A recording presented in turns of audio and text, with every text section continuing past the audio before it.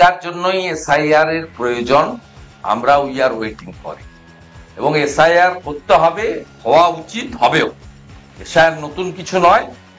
আজকে আপনি দেখবেন বিরোধী দলনেতা শুভেন্দু অধিকারী বড় দাবি করে বললেন, আজকে দেখবেন বিভিন্ন জায়গার ডিএমদের নির্বাচন কমিশন একটি নির্দেশ দিয়েছে। কি নির্দেশ, কি বলছে শুভেন্দু অধিকারী, দেখবো। নির্বাচন কমিশন বিভিন্ন জায়গায় ডিএমদের একটা নির্দেশ দিয়েছেন। যেহেতু লাস্ট জনগণনা 2011-তে হয়েছিল, কিন্তু ভোটারের সংখ্যা বৃদ্ধি আর জন্ম দুটোকে ট্যালি করতে বলেছে। কারণ বার্থ রেজিস্ট্রেশনের তো ডাটা সরকারের কাছে আছে, পপুলেশনের ডাটা না হলেও তাতে দেখবেন পশ্চিমবঙ্গে যারা জন্মগ্রহণ করেছেন তার তুলনায় 2.5% বেশি ভোটার লিস্টে নাম লাস্ট 10 বছর। এটাও একটা one of the big parameter.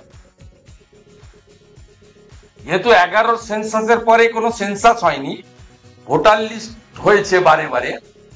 Voter লিস্টের গ্রোথ আর আমাদের যে বার্থের গ্রোথ দুটো কম্পেয়ার করে পশ্চিমবঙ্গের ক্ষেত্রে ইলেকশন কমিশন ধরেছে যে পশ্চিমবঙ্গে যা জন্মগ্রহণ করেছে তার তুলনায় 2.5 গুণ বেশি ভোটার উঠেছে।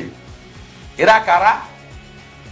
এরা নিশ্চিতভাবে মৃত voter, double triple entry voter, non existence fake voter, obviously Bangladeshi মুসলমান। এক্ষেত্রে আমাদের কাউকে বিশ্বাস করার দরকার নেই। কেন বললো একথা বিরোধী দলনেতা শুভেন্দু অধিকারী, দেখুন। বাংলার মানুষকে বলবো, মার্চ এপ্রিল মাস 2006 আর কয়েকটা মাস পরে এত বড় সুযোগ আপনারা পাচ্ছেন। বেকার যুবক যুবতীদের বলবো, দল বেঁধে আপনারা এদেরকে সরিয়ে দিন। আমরা পুলিশের মধ্যে দক্ষ আধিকারিকদেরকে খুঁজে বের করে আছেন, তাদেরকে দিয়ে এদেরকে সমূলে উৎপাটন করে দেব। সমস্ত বেআইনি সম্পত্তি বাজেয়াপ্ত করব, অকশন করব, সরকারের ঘরে করব, এবং এরা বেরোতে পারবে না। এদের একদম root, sub root, deep root সবটাকে কাটা ভারতীয় জনতা পার্টি করবে, কমিটেড। ভারতীয় জনতা পার্টির প্রত্যেকটা রাজ্যে সরকারে মুখ্যমন্ত্রী থাকলেও মাননীয় প্রধানমন্ত্রীর বিশেষ নজরদারিতে তার নির্দেশেই সরকারগুলো কিন্তু পরিচালিত হয়।